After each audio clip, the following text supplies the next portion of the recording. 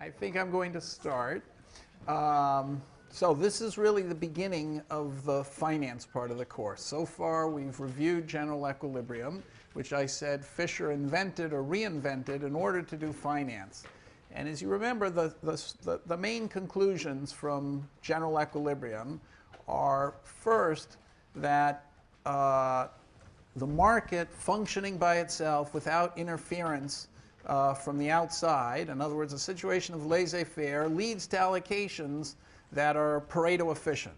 So they're in some sense good for the economy and good for the society. They don't maximize total welfare. That's not even a well-defined thing, as we saw last time, because how can you measure, how can you add one person's utility to another? It doesn't even make sense.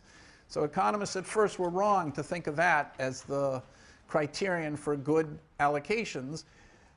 But there's another better definition of efficiency that Pareto invented called Pareto efficiency, and the free market achieves Pareto efficiency, at least if there are no externalities and there's no monopoly. So that lesson number one was taken to mean that the government shouldn't interfere in the free market, especially shouldn't interfere in financial markets, and that's something we're going to come to examine. The second lesson we found was that the price is determined by marginal utility. So it's not determined by total utility. So it may be that water is much more valuable than diamonds because it does a lot more good for everybody and for the world as a whole than diamonds do. But the last drop of water, really most people have as much water as they need, the last drop of water is not doing that much, whereas the last diamond is a rare thing and not many people have them. So the last drop of water is worth less than the last equal weight of diamonds, and therefore water's much cheaper than diamonds, even though water's much more valuable as a whole than diamonds. The price of things depend on their marginal utility. So a third implication of what we did is that there's no such thing as a just price. It depends on what people's utilities are and how much they like it. It depends on how much of the good there is. That's why diamonds are priced less than water. And it depends on how wealthy people are. If you transfer money from people who don't like apples compared to tomatoes to people who like apples a lot compared to tomatoes, the price in the free market is going to reflect more the latter class of people than the former because they've got the money to spend, and so the price of apples is going to go up relative to the price of tomatoes. So those are the three basic lessons of general equilibrium, which the first one about laissez-faire has a huge implication for whether there should be regulation, but the second pair of implications, what determines the price and how price changes as you redistribute wealth and so on, and no just price, that set of ideas you'll see is also going to be very important for finance. So those lessons seem clear. Some of those lessons were understood already by Aristotle, as we said. So the ancients understood supply and demand, at least a little bit of supply and demand. And yet, as soon as they moved from apples and oranges to finance, they all got hopelessly confused. So Aristotle said interest is unnatural. I could go through a lot of people and what they said, but I'm going to just leave it at a few quotations. The Bible says interest is terrible. Judaism frowns on interest. Christianity frowns on interest. Islam frowns on interest. All the great religions of the world, crystallizing, obviously some of the most important thinking of the time, frowns on interest. So just to remind you of a few, why do they frown on interest? Well, the idea is that you do nothing, the lender does nothing, and he gets back more than he lent to begin with. He's making a profit without having exerted any effort whatsoever. So someone named Middleton said, in trade, both parties are expected to gain, whereas in lending at usury, only the usurer could profit. So, in Deuteronomy, in the Bible, so this is the Jewish Bible, it says, thou shalt not lend on usury, that just means interest, thou shalt not lend on usury to thy brother. Usury of money, usury of victuals, usury of anything that is lent upon usury, that's all terrible. Of course, unto a foreigner thou mayest lend upon usury, but unto a brother thou shalt not lend upon usury. Okay, so the Jews could lend to Christians, but not to each other. So the Christian church outlawed usury, called it a mortal sin. Luther, for example, says, "For whoso lends that he wants it back better or more, that is open and damnable ochre. Those who do that are all daylight robbers, thieves, and ochrers. Those are little Jewish arts and tricks." So there was this antipathy towards usury, and because Jewish moneylenders were able to lend to Christians, there was an antipathy to Jewish moneylenders, which we're going to come to when we talk about Shakespeare. So Muslims also forbid lending. In fact, even today, it's illegal to charge interest in Islamic law. So in my hedge fund, we tried to raise money. There's lots of money in the Middle East. So we try, and most of it, by the way, 10 years ago was almost all Middle Eastern money was invested in US government bonds and US stocks. Nothing else, like in mortgages, for instance. So I went to Saudi Arabia, and I met a bunch of brothers of the king, the eldest brothers of the kings, and I suggested they invest in our hedge fund. And they actually became sort of interested, and so we had to write up a complicated contract. Now, a mortgage pays interest, so if you invest in the hedge fund and the mortgage is paying interest, it looks like they're getting interest, and so that wasn't going to do. So we had to write a very elaborate contract which disguised the fact that interest was being paid, and it had to be overseen and blessed according to Sharia law by a holy person who was going to verify that there was no interest. Now, he charged a fee, which was 1% a year, which looked an awful lot like interest. But anyway, so the point is, all these religions have banished interest despite the fact that they themselves were involved in interest and lending and borrowing. And so all that, a world can't function really without lending and borrowing and the charging of interest.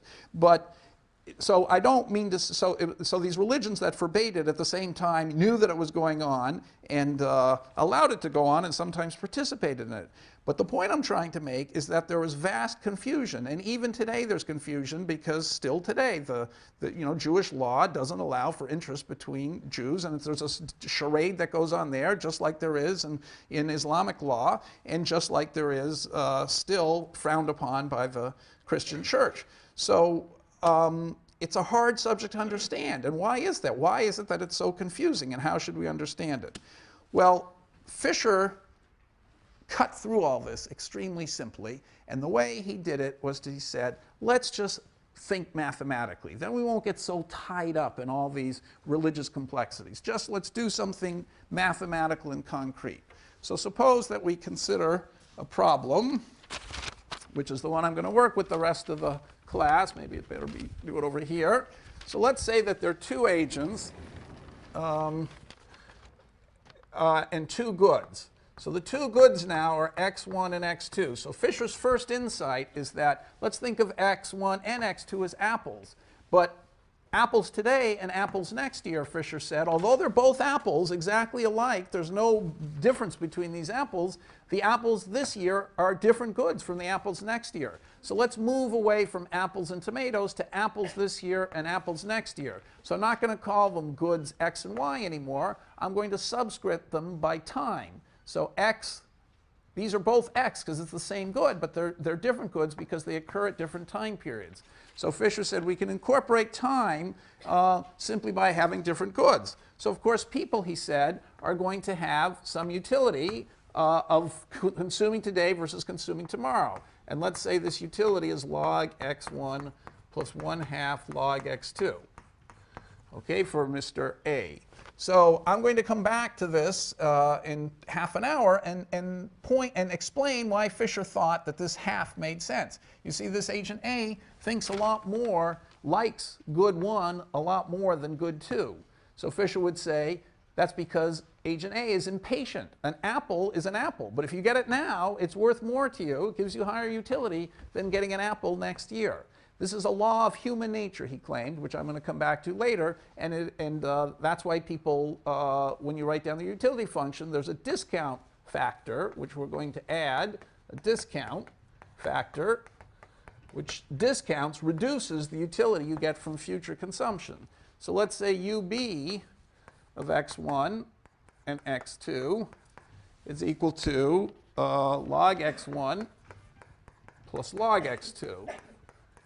So B is more patient than A is. B actually doesn't discount the future. A does discount the future. So A is impatient, relatively impatient, and B is patient. Okay, so then let's make it, they have endowments. So EA, let's say the endowment is 1, 0, and say it's 1, 1, and EB, let's make that 1, 0. Okay, but now Fisher wants to talk about finance, and he wants to talk about stocks and bonds and interest and all kinds of things. So he says, okay, you know, we've talked about goods with no problem. We can talk about goods today and next year with no problem. Let's talk about stocks. What is a stock? Let's say there are two stocks, okay, stock alpha and stock beta. So Fisher says, I mean, what are stocks? I mean, they're pieces of paper that you're trading, but they give you ownership of something, like a factory or a company or something. And what good is the company? Well, the good of the company is that it's going to produce something. So let's say that the stock is going to produce something in the future. So we'll call the production of the stock. So what is the future? It's just X. There are only apples in the future. So let's say D alpha 2 is 1, and D beta 2 equals 2. Okay, so Fisher says, you know, you can tell a lot of stories about what this stock does and what, you know, what its method of production is, and, you know, what kind of managers it has, and a lot of stuff like that. But in the end, people care about the stock because the stock is going to produce something. And the value of the stock is going to come from what it produces. So D alpha 2 is what people expect the output of the stock to be next year, which is the last year we're worrying about. And D beta 2, which is 2, is what people expect the stock to produce next year. And we're going to assume that perfect foresight here. So Fisher says, well, you know, in general, people's expectations might be wrong. But let's start off with the case when people anticipate something. Surely they're looking ahead to the future when deciding whether to buy the stock. We've got to assume something about what they think. Let's suppose they actually get it right, and they know what the price of the stock is next period. Okay, so what's going to happen? Well, we can define an economy, and presumably the interest rate and the stock prices and all that are going to come out. Now, I should mention, by the way, I forgot to say this, but as I write this down, I suddenly realize I forgot to mention it. You know, there are other theories of interest, too. Another famous one was Marx's theory of interest. So this is to be contrasted with Fisher. Marx, what did Marx say? So in my youth, when I was your age, it was very fashionable to be a Marxist. So you could almost, anyway, you had to study Marxism, basically. If you wanted to talk to women, you had to know about Marx. So anyhow, so I dutifully went off and read Marx. And so what's the idea of Marx? The idea was that he imagined an agricultural economy where you plant stuff today and then the output comes out tomorrow. So you put corn in today, corn comes out tomorrow. So it doesn't require much effort to plant the corn. It requires a lot of effort. You have to buy the corn. So the capitalist would buy the corn, but planting it didn't require much effort. However, harvesting it, you know, picking the cotton, you know, picking the chocolate, you know, picking all that stuff takes a lot of effort. So in the end, you'd get a lot of output. Now, when you pick the output, you'd have to pay workers in order to pick the output. So Marx imagined that there was a wage that was arrived at by the struggle between class struggle between the capitalists and the workers over the subsistence wage. So the subsistence wage was something that subsistence wage resulted from this huge class struggle, and you know, over time maybe it would rise as workers got stronger, but it was still always quite low. And the subsistence wage was what the workers would get, and what's left over, which was the surplus. Okay, so the output being more than what was put in was the surplus. Part of the surplus would go to the subsistence wage, the rest would go to profit. And so if you look at how much was put in to begin with, you get all the output back out, the same amount of corn you put in, plus some extra you have to give to the workers, and extra you give to that the capitalist gets back at his profit. The fact that the capitalist has done no work at all, he just bought the corn, let someone else plant it, let someone else harvest it, paid all those guys virtually nothing at the beginning and a lot at the end, he's gotten profit for doing nothing, just like when you lend money. And so this profit, so the profit divided by the initial outlay, that was the rate of interest. And so Marx said that a capitalist, he could put his money in his bank or he could run this farm and make profit this way. So the money interest in the bank would have to turn out to be the same as this rate of profit. Otherwise he'd put all the money in the bank, and if it was smaller, he wouldn't, the banks would have to give higher interest in order to attract depositors. So the capitalist profit rate of interest was determined by the rate of profit, and the rate of profit was determined by the struggle between capital and labor. Okay, so we've got these religious figures and great philosophers saying interest is terrible. We've got this great philosopher economist saying it's the result of a class struggle. And now we've got Fisher, actually Marx was pretty mathematical, but now we've got Fisher turning it into a simple math problem and saying, let's reason out the math problem and we'll have the answer to these questions, and it'll turn out to be quite different from what all these guys are saying. So here's his economy that I just described, the Fisher example. Not literally an example he gave, but similar to one he gave. So he said, all right, what happens in this economy? Let's just be very commonsensical. What we need to find out now is financial equilibrium.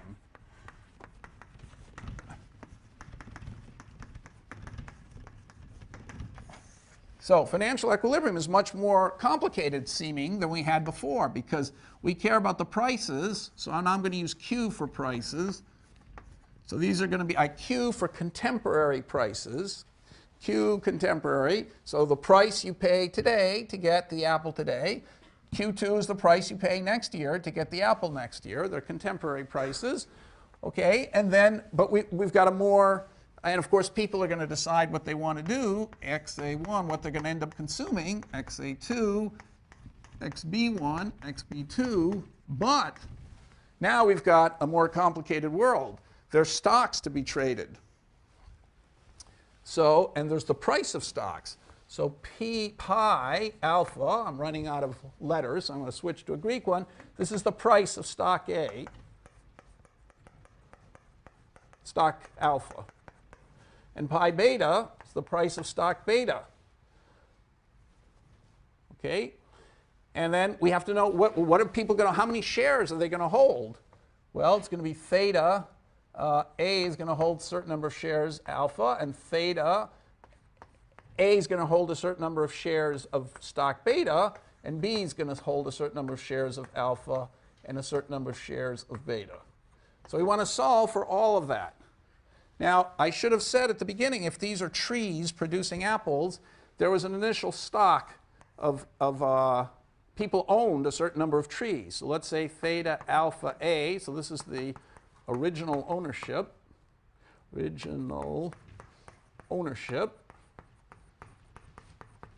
of alpha. Okay, let's just say that, I'll make up some number, I might as well use the same number I thought of before.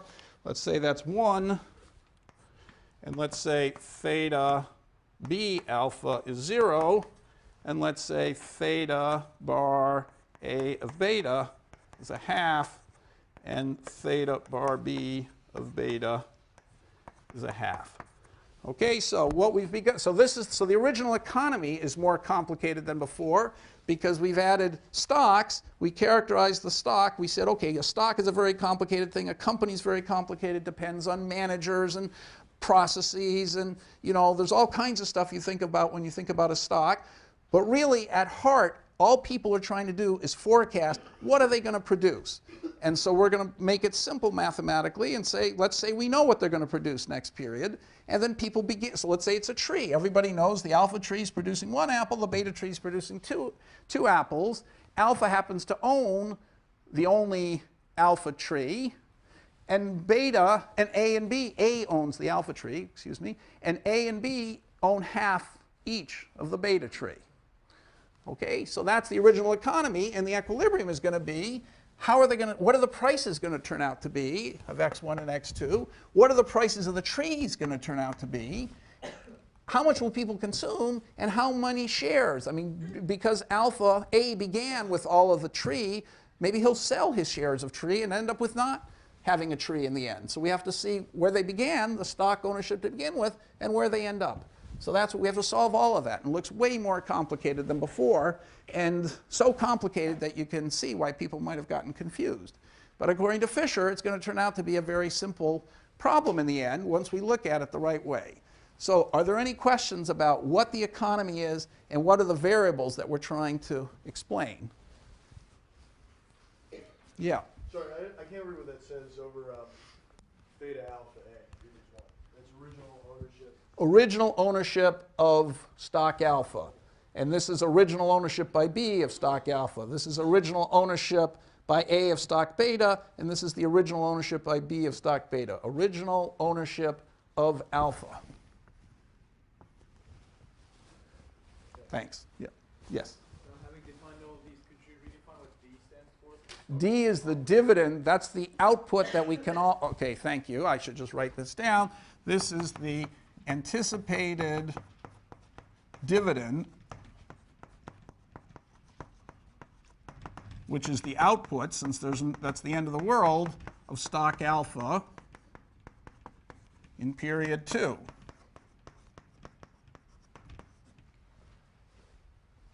And D beta of 2 is the anticipated dividend of stock beta in period 2. So it's 1 apple we're getting out of the alpha tree, 2 apples out of the beta tree. And right, that's what the tree is good for. We could look at how beautiful it is. We could talk about how much the owner is actually watering the tree. We can talk about a lot of complicated stuff. But in the end, all we care about is how many apples we expect to get out of it. All the other stuff goes into helping us think about how many apples we're going to get out of it in the end. So we cut to the bottom line. What are the apples we expect to get out of the tree? 1 from the apple tree, 2 from the beta tree. There was someone else had their hand up. I had it, but you answered it. Okay. Any other questions about the setup? Okay, so we're returning to first principles here. Very simple example. You know, when there's ever a big confusion about something important, it's always good to go to first principles. There was a chess player when I was young named Mikhail Tal, who was a world champion for a little while, and he said that every 2 or 3 years he'd go back and read his original, you know, introductory textbooks on chess. So we're going back to the first principles. How would you define equilibrium here for a financial equilibrium? Well, the first thing, you know, is just common sense. What are people doing?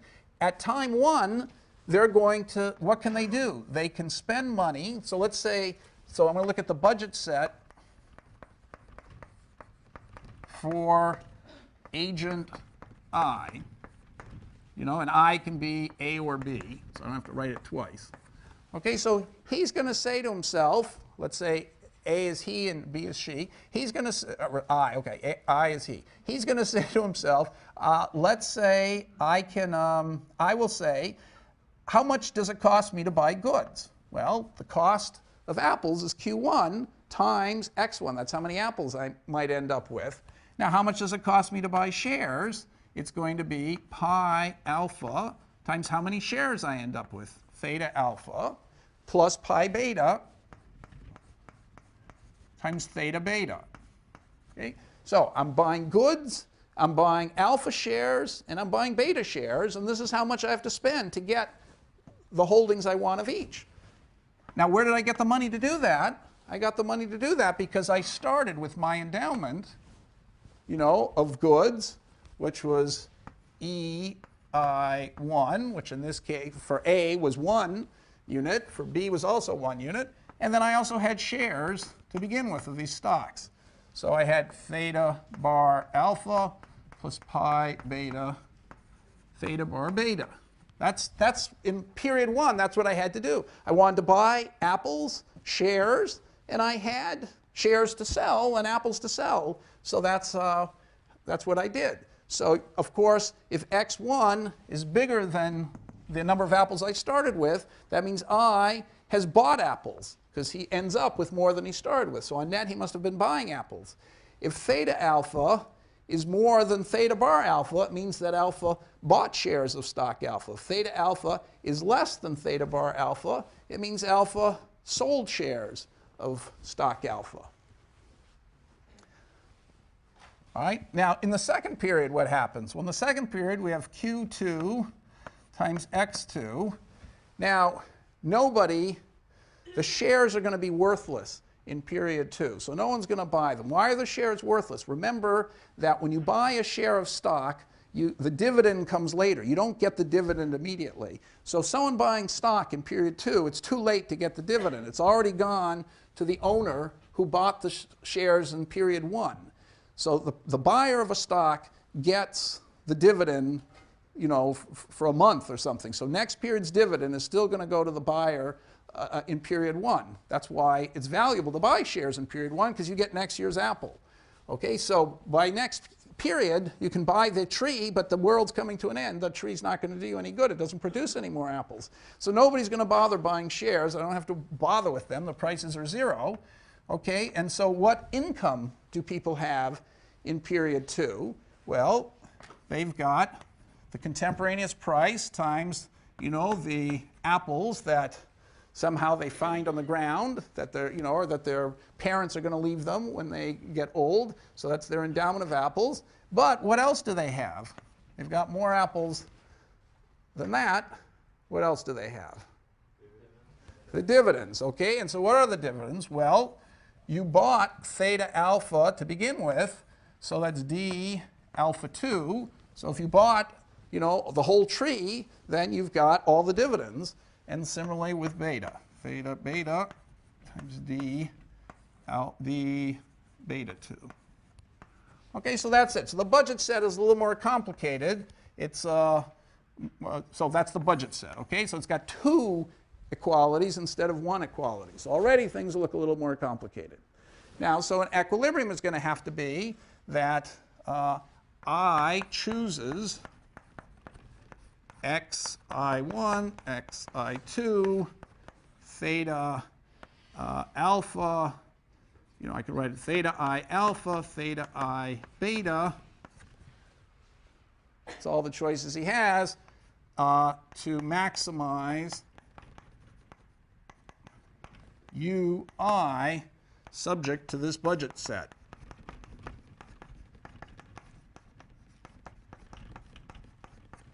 Okay, so A is going to pick, what shares to hold, how much to consume today, and then, of course, looking forward, A is going to be able to figure out what he's going to end up consuming tomorrow.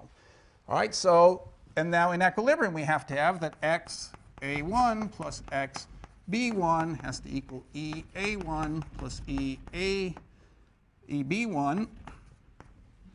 Okay, and XA2, and then we do the shares, theta A alpha plus theta B alpha has to equal theta bar A alpha plus theta bar B alpha, right? The stock market has to clear, and theta A beta plus theta B beta has to equal theta bar A beta plus theta bar B beta. Okay, so in period 1, the demand for apples has to equal the supply of all the agents. Okay, but now what's the last equation? This is a little trickier. What's the last equation? XA2 plus XB2 equals EA2 plus EB2. Is that it? No, there's something else. So they're the apples are, right, the total consumption of apples is going to be the apples that they, have on the ground, but also the ones that were picked off the trees. So these dividends.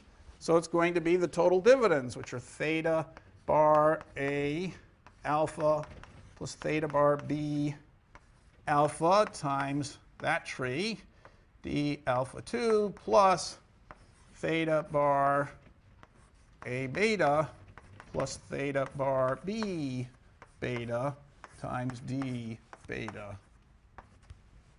Okay, so just to say it in words, it's exactly what we had before, except we have to take into account, in addition to the goods market clearing, we have to take into account that the stock market has to clear, and in the end, demand for goods has to equal the supply that people had in their endowments, but also what the companies are producing. These companies are producing output, you know, apples, and so that's part of what the consumption is going to be in the economy. Okay, are you with me here? It's a good time for questions, maybe. Yes?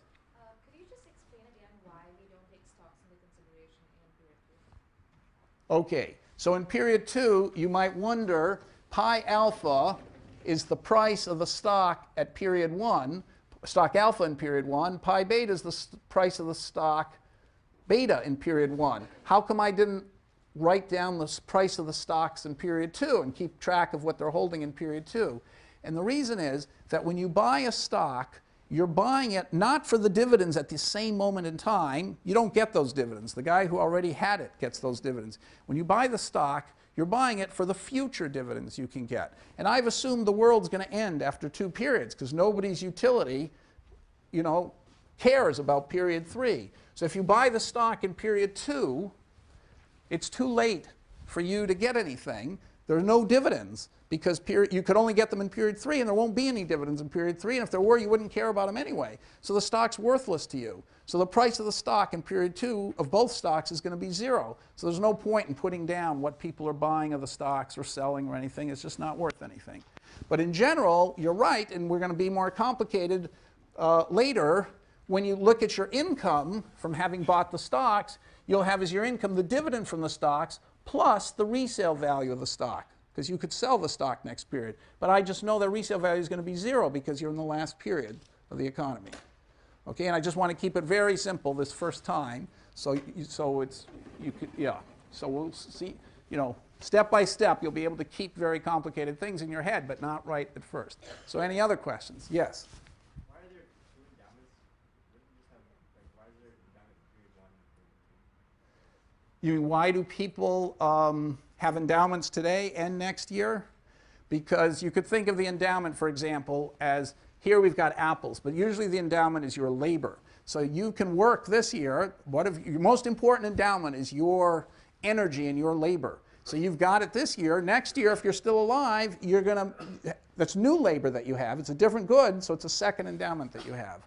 So, you know, I don't want to get caught up in labor and all that and get involved with Marx again. So I'm just going to talk about apples. You have an endowment of apples when you're young, and next year somehow you're going to have more apples.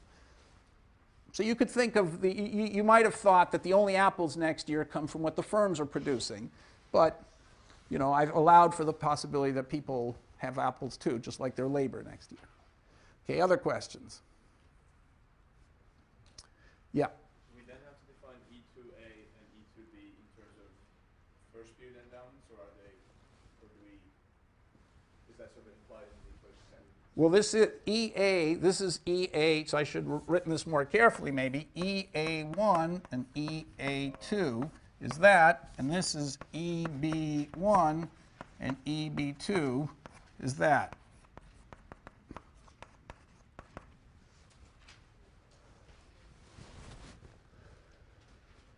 So, as he was suggesting back there, I've assumed for person B that, you know, he's got an apple now. Somehow the world, you know, we aren't modeling what happened to get us here. The guy's got an apple today. They both have an apple today. Somehow A is also going to have another apple tomorrow that, you know, he's going to find under his doorstep somehow that isn't being produced by the tree. And maybe you could think of it as labor that he's going to have next period. All right. So that's it. Fisher says as soon as you write down the economy mathematically, all sorts of things are going to occur to you, which if you're talking in words about justice and injustice, you know, you're going to be lost. So what can we get right away out of this? What can we get right away out of this? Well, the first thing is, how would we define inflation? What is inflation?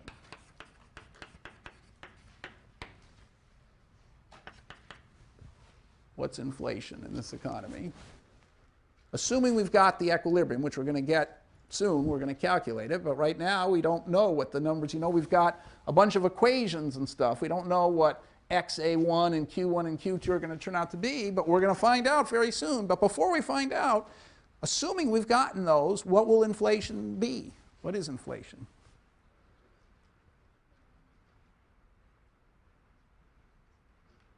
Yeah.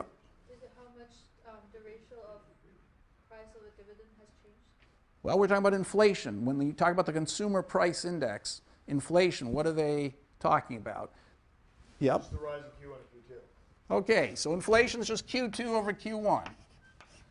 Right? So that's the price of apples today. It's the price of apples next year. If the price of apples next year is bigger than this year, we've got inflation. If it's lower, we've got deflation. Okay, so already the model, you're talking about inflation.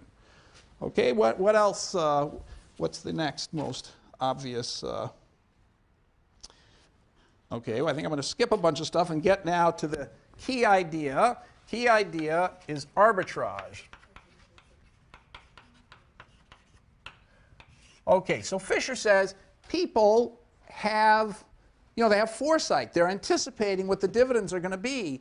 They can, they understand that, you can talk about how beautiful the tree is and how much you like the owners and how much they're watering it and all kinds of, whether they have a good plan for irrigation and, whether they did well in college and stuff like that. But in the end, all you care about the trees is how many apples they're going to produce. So knowing that, can we say something about pi alpha versus pi beta? In equilibrium, what's going to have to happen? There's going to be some connection. And what's the connection going to be? You've got two trees. Yeah. The ratio between the prices will be the ratio between the dividends. Right. So pi alpha is going to be pi beta times d. Let's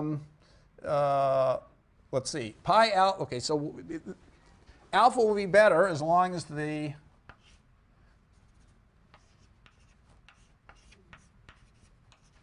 hopefully I got that in the right order. And so in this case, pi alpha is going to equal a half pi beta, because alpha is producing half the dividend that beta is producing. So obviously it's going to turn out to have half the price. That's the fundamental principle. Okay, we're doing it in the most trivial case, but it's the most fundamental principle of finance, that if you've got two assets and one of them, they're basically the same up to scale, then their prices have to be the same up to scale. Who's going to bother to buy alpha if it costs the same amount as beta when it only produces half as much? Okay, yes? Is that the same thing as saying if their yields will converge, that equation? Well, it is something like that, but that's a word that we haven't defined yet, so we're going to define it in the next class. So it's something like that, yep. Any other? Okay, so that is a very simple thing. Now suppose I added, okay, so here's a, suppose after finding the equilibrium,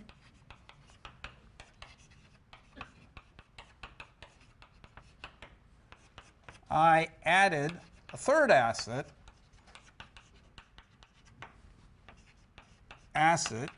that paid $1 in period 2 next year. Okay, now it would have a price. I've added a third asset, gamma. Then what? So pi gamma, we have to solve for the equilibrium pi gamma. And is there some word that I could use? How could I? So gamma is an asset that pays $1 in period 2. It's like a bond promising $1 in period 2.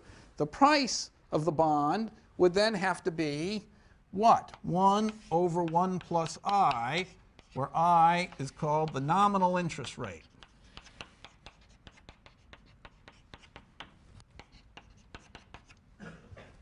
So we've got inflation is occurring in the model. If I added a bond, which I didn't bother to do because it's just yet another thing I'd have to write down, I could have had a third asset which pays $1. So the others are paying off in apples. This one's paying $1, and its price today, if you pay 80 cents today, it's like saying I'm paying 80 cents today, I'm getting a whole $1 tomorrow, so it's like a 25% rate of interest.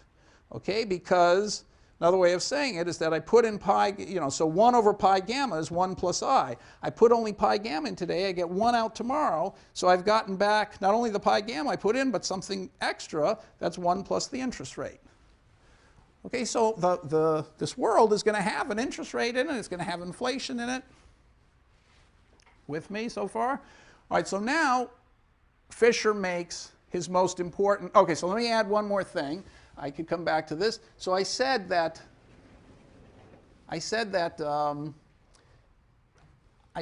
if you take theta alpha less than theta bar alpha, it means you're selling the stock.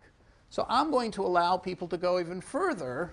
Theta alpha less than 0. Okay, so let me just write that again. Theta alpha less than theta bar alpha means selling alpha.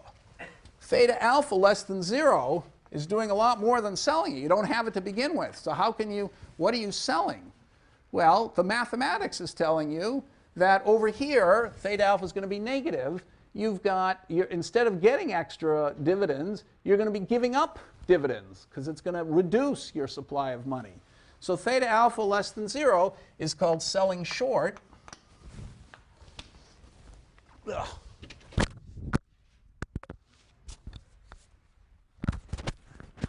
I don't know which one I've lost, but it's got to be bad.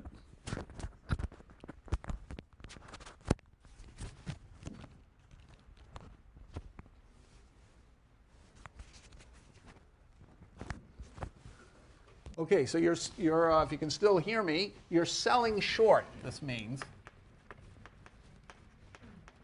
Okay, so you're selling something you don't even have. It's also called naked selling. It's also called making a promise.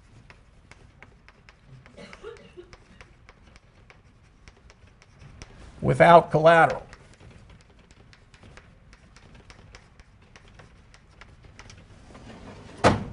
Okay, so I'm going to, for now, allow for that. So we're not taking into account that anybody's defaulting. If you take theta alpha negative, it means your income in the future is going to be reduced because you're going to have to deliver the dividend because you're going to have negative dividends, which means effectively you take out of your endowment those dividends and hand them over. So it's as if you always keep your promises.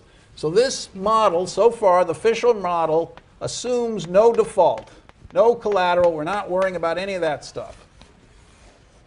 Okay, and of course that's going to be a critical thing. So you see, something's happened that we never had happened before.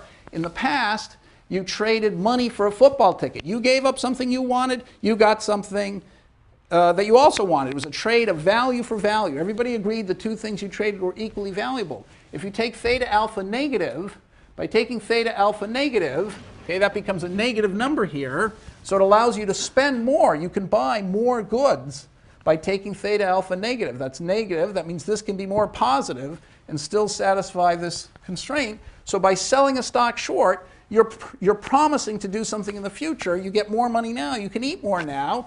And then, of course, you have to consume less in the future because you have to pay back your promise. So you're exchanging something valuable. You're getting money, something valuable, in exchange for a promise, which is worth nothing until the future when you deliver on your promise. When you buy the stock, you're buying part of the tree, but the tree's doing nothing for you now. You're doing it because it's going to be valuable next period. You're actually not physically owning the tree. You're owning a piece of paper that gives you a right to half the dividends of the tree. So you're getting something that's only good because it's a promise you think is being kept. Okay, so far, for the next few lectures, we're going to ignore the fact that people get very nervous when they give something up that's valuable in exchange for something that's just a promise. But, okay, so a critical thing has happened here. So we've kept the same mathematics, except we've surreptitiously added this huge assumption. Now, Fisher said, having done that, what can you realize? This is the most important insight. He said, this model, it looks so complicated. It looks like now we have vastly more equations. No wonder Marx and all those religious zealots were getting confused. We can simplify it all and be back to where we were before and yet talk about finance. So Fisher introduced the idea of present value prices.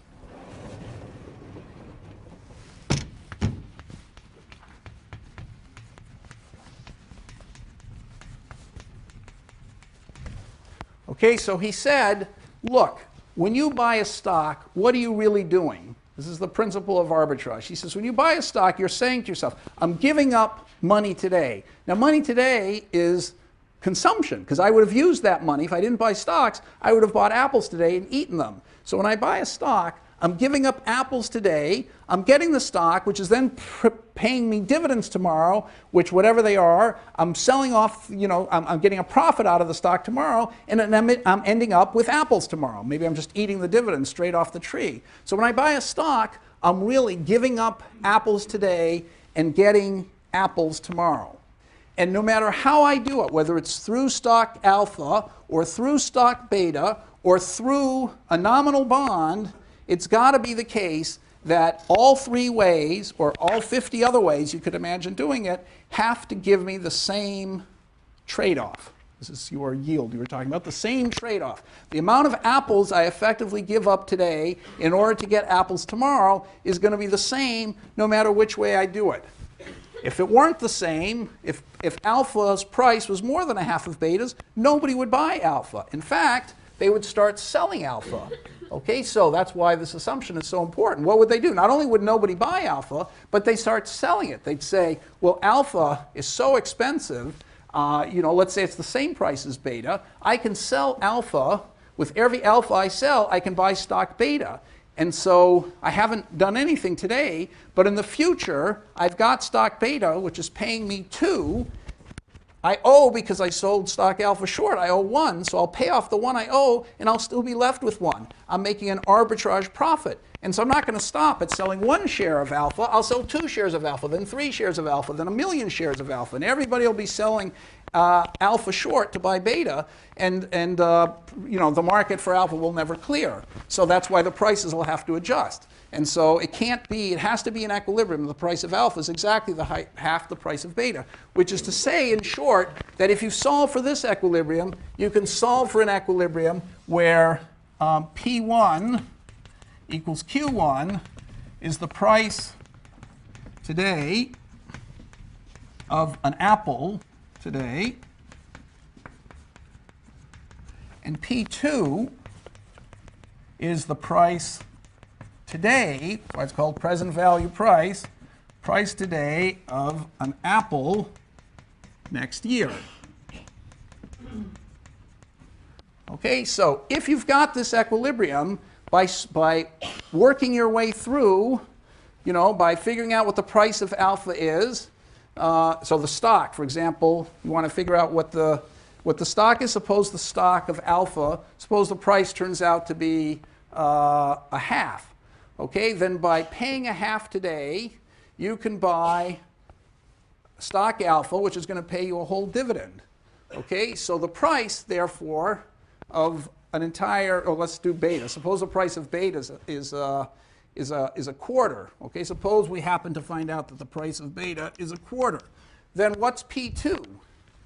How much do you have to give up today in order to get an apple? Well, by paying a quarter today, that's the price.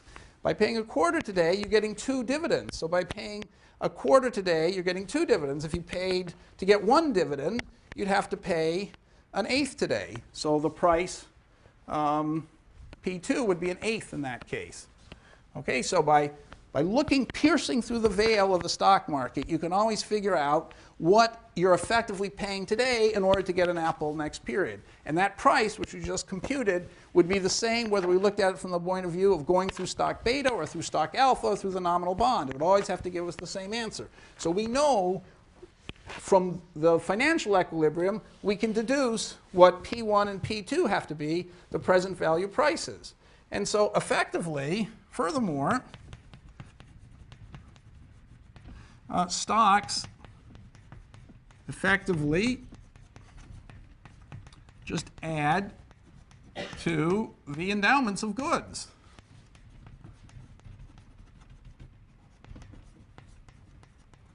Okay, so we can now consider another economy. So let's consider the economy E hat. So the economy, the hat economy. So U hat of x1 and x2, A, is the same as it was before. UA of x1, x2. U hat B of x1 and x2 is the same as it was before. But The endowments now, E hat A1, E hat A2 is going to be what? Well, A over here began with 1 unit of each good. But A also owned all of stock alpha and half of stock beta. So all of stock alpha pays 1 dividend in the future. So really, A effectively has claim on 2 apples in the future and another half of beta, which is another apple in the future. So really, A's initial endowment of goods is 1-3. Okay, how did I get that again? I said it was 1 apple to begin with he could anticipate having. He knew he owned all of stock alpha, okay, which pays 1 apple. So that's another one that's really his. And then in the future, he's going to get half of the dividends of stock beta, and half of 2 is also 1. So he's got 3 apples in the future. And beta, B, I'm sorry, E hat B2, well, his 1 doesn't change today, but what's his claim effectively on dividends in the future?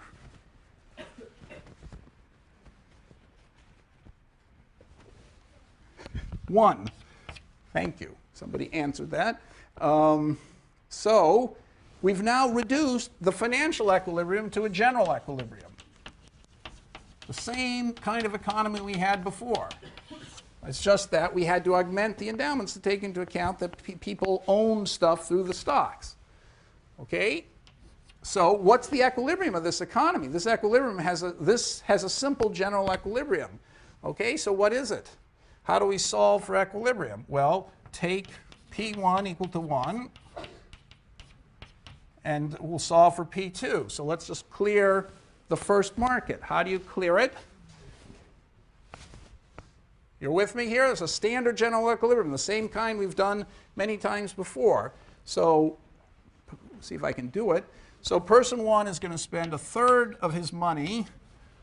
And how much money does he have? He has P1 times, so he has 1 plus P2 times 3. That's A, right? His endowment is 1-3. This is his income. And he's spending 1/3 of it on good 1. And the price of good 1, P1, okay, here is just 1. And then B is going to spend, he's a half-half Cobb-Douglas guy. So this is 1, and this is 1. He's spending half of his money, and his income is 1 plus P2 times 1 divided by 1. Okay, and that has to equal the total endowment, which is 2. 1 plus 1. So did I go too fast? Yes. Well, it's probably wrong. So let's see if let's try it again. Maybe it's 2/3. Okay, so let's try, let's see what I was doing. I'm saying I've taken the financial economy, which was very complicated, looks very hard to solve, and Fisher says, you know, of course when we add uncertainty and things like that, we're going to have to do other tricks. But without uncertainty, with perfect foresight and so on, and no uncertainty, Fisher says this is an easy problem to solve. You take the financial equilibrium with all its extra variables, and you realize if people are rational, they're going to see through all that complicated stuff. They're going to realize that alpha is just half as good as beta. And so they're going to realize that by holding stock, they're making a certain trade-off between alpha and beta. And we calculated the trade-off. P2 was going to equal... P2 was going to be... What was P2? I forgot what P2 was. Anyway, how much did you have to pay? Okay, if you pay pi alpha divided by d alpha 2, something like that, was P2. Because by, okay, so if it costs you a certain amount of money and you get, if it costs you 1/4, we said, and you get, this was beta, so this is P2. So through either stock, like beta is the one I solved it for, I said suppose beta, that's also equal to pi alpha, or over d alpha 2, we said if the price of beta turns out to be 1/4 and you're getting 2 dividends, then by paying 1/4 you get 2 dividends. So it means to get 1 apple, it only cost you 1/8. So an eighth of $1. So P2 we could figure out So once we've got our financial equilibrium, it basically is determining a general equilibrium. So let's go backwards. Instead of solving for the financial equilibrium that looks complicated, let's solve for the general equilibrium. What is the effect of general equilibrium? It's the same utilities as before, but we've augmented the endowments by looking through the veil of the stocks, we realize that A actually owns 3 apples in the future. One because he owns all of stock alpha, and another one because he owns half of stock beta. So we've got the simple economy that we're used to solving that you did on the first problem set. So we can do it again and solve it. So I'm going to now solve for general equilibrium. I have to solve for P1 and P2 and all the XA1, XA2, XB1, XB2. But I can fix one of the prices to be 1. So I'll fix P1 to be 1. Then what does A do? So I made a mistake, which is why you weren't following me. A, his Cobb-Douglas, 2/3 of the weight is on good 1 and 1/3 on good 2. So he's going to spend 2/3 of his money on the first good. So that's why this should have been a 2/3, as she pointed out. Thank you. So 2/3 of his money. What's his money? His endowment is 1/3. So it's P1 times 1, which is 1 times 1, plus 3 times P2 divided by the price P1. 2/3 of the income divided by the price of the first good. That's how many of the first good he wants to eat. What does she want to do? She's patient. She's going to spend half her income on both goods. So half of her income, which is 1 plus P2 times 1 divided by 1, that's how many apples today she wants. And that's what we have to clear the apple market at time 1. So does this make sense now? I'm looking at you in the front. Do you agree with this, or is this confusing now? Does this make... Okay, someone else? All right, so do you follow this, or is this confusing? I can say it again if it's confusing. Yeah. Our denominator represents what they want to have in the future?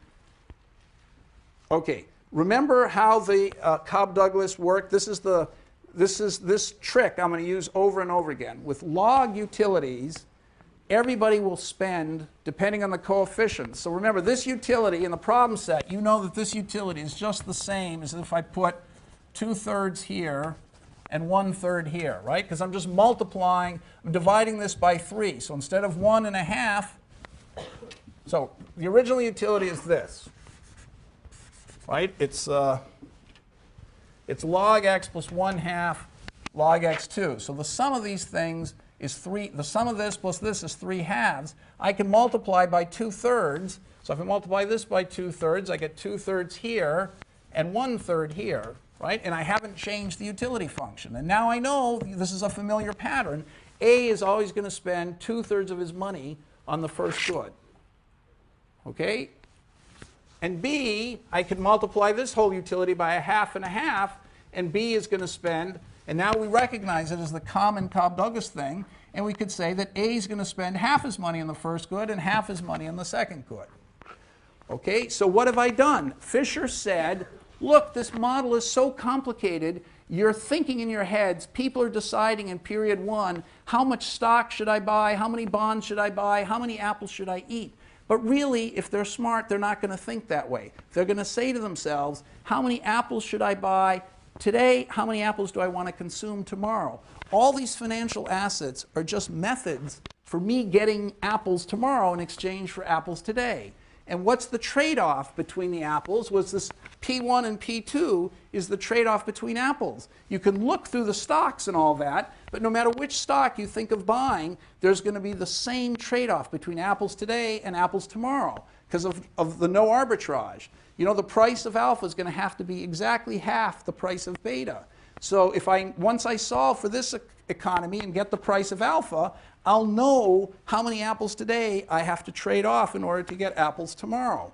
So I might as well forget about all the stocks and just try to figure out what must that trade-off between P1 and P2 be. Okay? So that's why you can forget about the stocks, forget about the bonds. Everybody's thinking, I'm trading off apples today for apples next year. I'm making all the trades today because I'm trading apples today in exchange for promises for apples next period. So it's as if everything happens today. It's as if they're present value prices today. We trade today at prices P1 and P2 for apples today and apples next year. Of course, the apples won't appear till next year, but I can sell an apple today at price P1 and buy promises for apple next year at a price P2.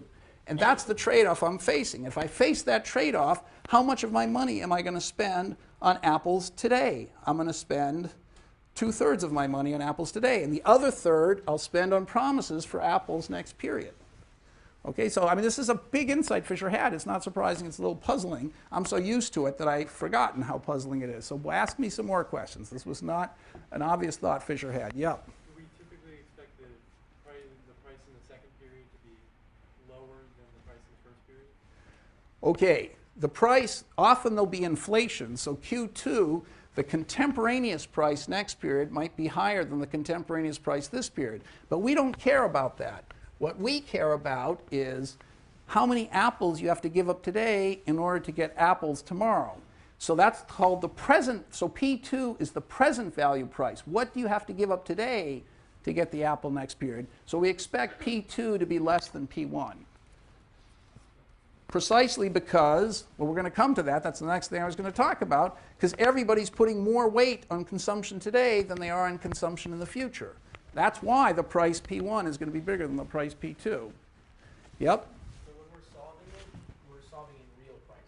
So we're solving for P1 and P2 in present value prices. Okay, so the crucial thing is he invented this term, present value prices.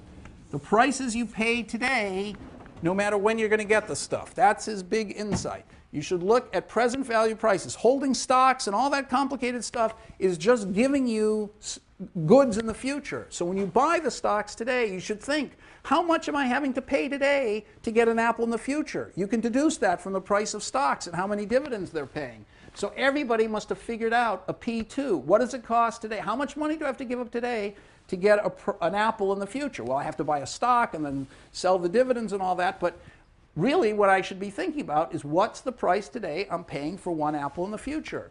And that's P2. And so when you think about it that way, although it's an intertemporal problem, it looks like a new model with time, Fisher said you can reduce it as if think of it as if they're just the same problem we did before. With two goods you're trading at the same time.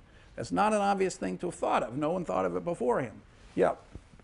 But you said the second equation, the right-hand side, data times the second item, shouldn't you have Q2 as well?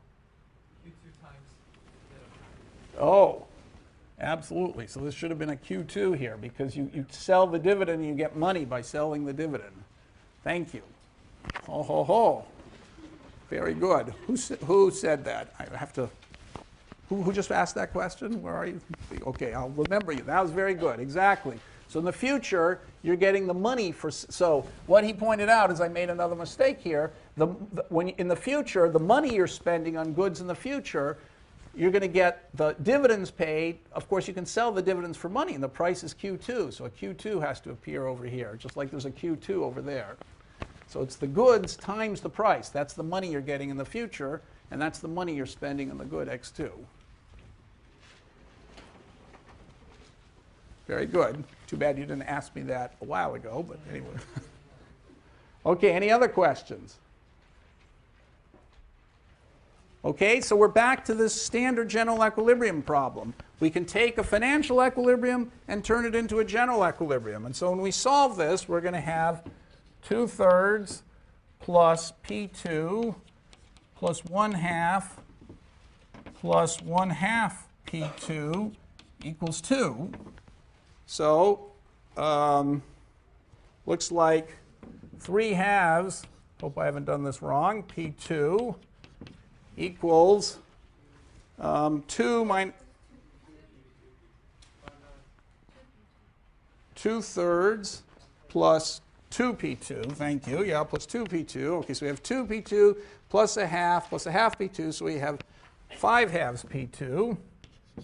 That was lucky, you caught that. 5/2 P2, and then over here we have 2 minus, so 2/3 is 4/6, and 3/6 is 9/6, and 12/6 minus 9/6 is, what is this? So what's 2 minus 2/3 minus a half? 5/6. That's correct. Okay, so P2 therefore equals 1/3. All right, so we've now solved for equilibrium. We know that P1 has got to be 1. P2 has got to be 1/3. We know that we can figure out what consumption is going to be. I mean, A1, for example, if we wanted to solve for that, we just plug in 1/3 here. So we'd have 2/3 times 1 plus 3, which is 2/3 times a 4, which is 8/3, I guess. Okay, and XB1, we could have solved for that too if we wanted to. XB1 is going to be a half times 4/3, which is 2/3. That doesn't. Okay, a half plus, what was this? 1/3. So no, it's 1 plus 1/3, which is 4/3, times a half, which is 2/3. Is that right? Well, that doesn't look right. So maybe I did this wrong. 1 plus 1 is 2. So this is 4/3. That looks better. Okay, 4/3. XA1 is 4/3. XB1 is 2/3. Okay, so we have 4/3 and 2/3. And so we could solve similarly for XA2 and XB2, which I won't bother to do. So we can figure out what the prices are, the present value prices and the present value consumption. But having done that, Fisher says, okay, we took a hard problem, we made it easy. Let's go back to the hard problem. Can we, okay, so Fisher says the trade-off between good 1 and good 2 is 1 to 1/3. So he defined, here's the nominal rate of interest. Fisher defined something called the real rate of interest. And he said that was a variable you should pay a lot of attention to. So the real rate of interest, he said, is P1 divided by P2. So this is equal to 3. And so R is 200%. Okay, so how did I get that? Just as someone in the front said, the good 2 is much less expensive. The present value of good 2 is much less than the present value of good 1. People think an apple today is much more valuable than an apple tomorrow. So if you give up an apple today, you can get 3 apples next year. Just like if you put an apple in the bank, it's like getting 200% interest on apples. So he called that the real rate, the apple rate of interest. You put an apple in the bank, you give up an apple today, buy stocks, and when it comes out in the end, you've got 200% more apples than you started with. So it's the real rate of interest. Okay, so that's his crucial variable. Now, let's go back to the original equilibrium. What is the stock price? Assume now that assume Q1 equals 1. Okay, what is the stock price, pi alpha?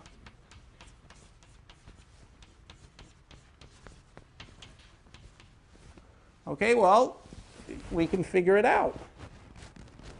How can we figure it out? What is pi alpha? Well, stock alpha pays 1 good tomorrow. So what is the price of pi alpha? What? Somebody said it. I couldn't hear it. 1/3. How did I get 1/3? Because we figured out that once everybody looks through the veil, assuming the price P1 is 1 and the price Q1 is 1, if they look through the veil, they're going to say to themselves, aha, how much do I have to pay today to get an apple in the future? I have to pay 1/3 to get 1 apple in the future. P1 is 3 times P2. So to get 1 apple in the future is only 1/3 of an apple today. So the stock pays 1 apple in the future. So therefore, how much do I have to pay today? I have to pay 1/3 of an apple today. And since I took the price of apples to be 1, it's going to be the price of 1/3. So what's the price beta? 2/3. Okay, so Fisher said, look, we've solved now for all these financial things. Okay, so, all right. So what you can't do, Fisher's theory does not explain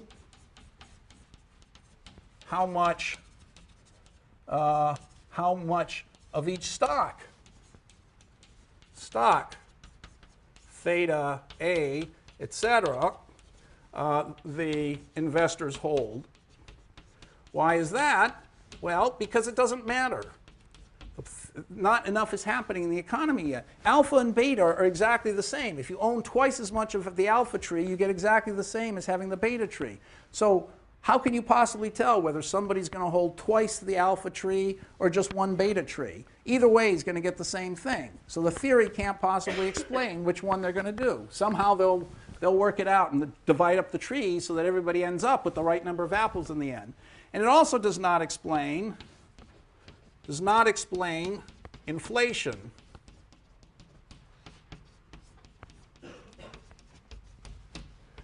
Okay, because you can't tell what Q2 is going to be, right? Because you see in this budget set, thanks to that inspired question, if you double Q2, Q2 appears everywhere, you're not going to change the second equation. So Q2 could be anything, and you can double it or triple it, it won't matter. Okay, so and the same with Q1. It's just like Walras said before. You can always normalize prices to be 1. So the theory, if he had to add another theory of money and how many dollars were floating around in the economy to explain Q2, this theory won't explain it. So it does not explain inflation, and it does not explain who holds which stock, and so it does not explain the nominal rate of interest. It does not explain I, the nominal rate of interest, because $1, who knows what $1 is going to be worth? It depends on how much inflation we have. But it does explain the real rate of interest. It does explain R. And that's the variable that Fisher said is the one economists should always pay attention to, the real rate of interest. Okay, so that's the crucial variable. So if you want to figure out what's the price today of a stock, so Fisher's famous equation is the price of a stock today. Okay, so pi alpha divided by Q1. So the real price, as somebody said, the price in terms of goods of the stock today is always going to equal the dividend in the future divided by 1 plus R. Okay, why is that? That's exactly what we already used. Okay, this is just a rewriting of the trick we did before. You take the stock tomorrow and you multiply, so you take the dividend tomorrow, you multiply it by P2, okay, and then you realize that 1 plus R is just P1 divided by P2. So replacing the P1s and P2s by Q1 and 1 plus R, today's real stock price is just the dividends tomorrow discounted. This is what he called the fundamental theorem of asset pricing. So if you knew the real rate of interest, you'd be able to figure out what all the stocks were worth just like we did. Once we knew P1 and P2, the present value prices determine the interest rate because they're just, as we said, P1 over P2, remember, is 1 plus R. So knowing P1 and P2, you're always normalizing P1 to be 1. That's the same, P2 is the same as 1 over 1 plus R. So if you know P2 or you know 1 over 1 plus R, you know what the value of the stocks are. Okay, that's his critical insight. Now, just to finish, yes? Q1. Q1, which is the same as P1, because it's today's price in both. The contemporaneous price today is the present value of the price today. Okay? So let me just end on this one note. Fisher said, okay, we can take financial equilibrium without uncertainty, reduce it to general equilibrium. We know everything about general equilibrium. Therefore, we know everything about financial equilibrium. And we realize that the crucial variable in general equilibrium is relative prices. There is no just interest rate. The nominal interest rate, who the hell cares? The real interest rate is what we care about. And just in normal economics, there's no just relative price. There's no just real interest rate. It depends on people's utilities. You make them more patient, and and that's going to affect the real interest rate. You make them less patient, it's going to affect the real interest rate. You give them more endowments today versus tomorrow, that's going to affect the real interest rate, the relative price between today and tomorrow. That's the way you should think about finance. That's the way you should explain what's going on in the financial markets. So in the problem set, you're just going to do a problem like that, and then I'm going to give more interpretations of this that Fisher gave. So I guess I'm out of time, so we'll stop here.